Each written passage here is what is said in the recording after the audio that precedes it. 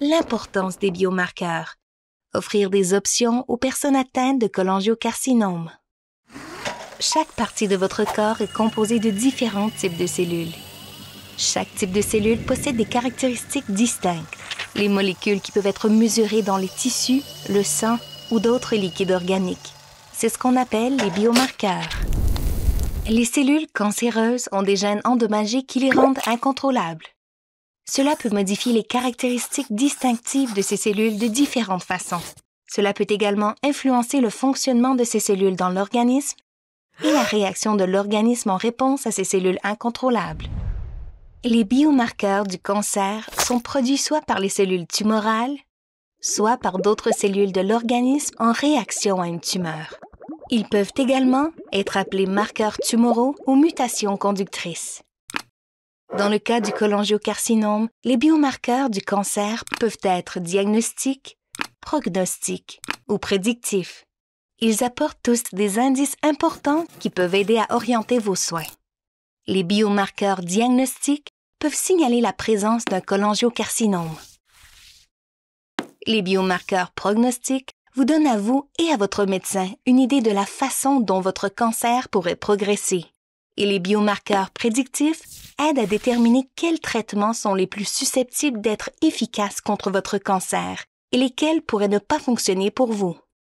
Par exemple, si vous êtes atteint de cholangiocarcinome, vous pourriez avoir un type de biomarqueur appelé mutation qui alimente votre cancer.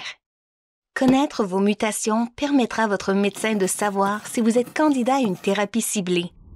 Un type de traitement conçu pour se diriger vers des cellules présentant une mutation spécifique, tout en étant moins nocif pour les cellules normales. D'autres biomarqueurs pourraient indiquer que vous pourriez bénéficier d'une immunothérapie, un type de traitement qui utilise la puissance de votre propre système immunitaire pour traiter votre cancer. Certains des mêmes biomarqueurs observés dans le cholangiocarcinome sont également observés dans d'autres cancers qui disposent de traitements approuvés.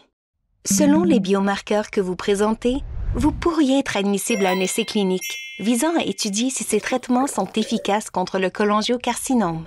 C'est pourquoi vos biomarqueurs sont si importants. Alors, renseignez-vous auprès de votre médecin au sujet de l'analyse de biomarqueurs le plus tôt possible. Elle peut également être appelée analyse génomique, analyse tumorale ou profilage moléculaire. Un échantillon de tissu ou de sang est nécessaire pour réaliser les analyses. Par conséquent, si vous subissez une biopsie, demandez à votre médecin de prélever suffisamment de tissu pour réaliser également une analyse de biomarqueurs.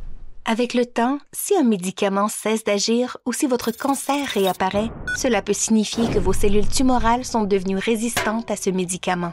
À ce stade, une deuxième analyse des biomarqueurs pourrait être nécessaire pour comprendre les changements de votre tumeur. Cela pourrait permettre d'identifier de nouveaux biomarqueurs qui pourraient être des cibles pour le traitement.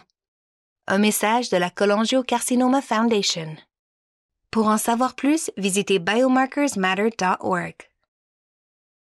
Vous et votre médecin formez une équipe dans vos soins. Cette vidéo est fournie à titre informatif seulement et n'est pas destinée à remplacer les conseils médicaux.